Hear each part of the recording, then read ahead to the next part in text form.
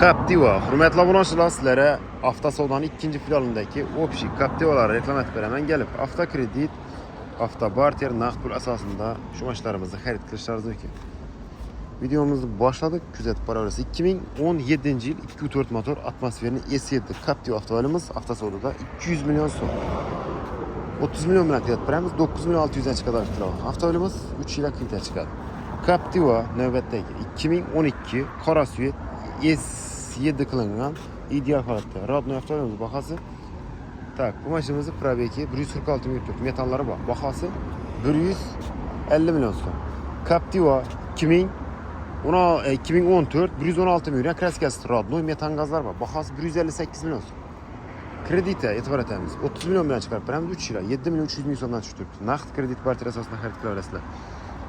Navbatdagi Captiva'mız e'tibor etamiz. 2013 yil 146 milyon kraskasi bir shop reshkinda bor.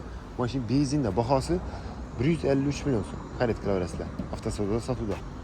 Bemalol chotki sosteniyat avtomobilimiz. Yan tarafimizda yana bir Captiva avtomobilimiz bor.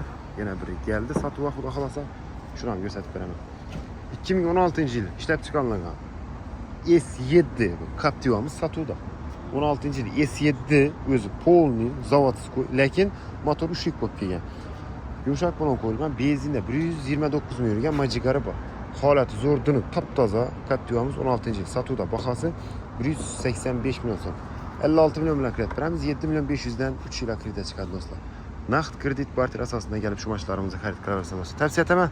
Shu mashlar xarid qilishingizni xudo xolasa. Rahmat, kelaverasizlar.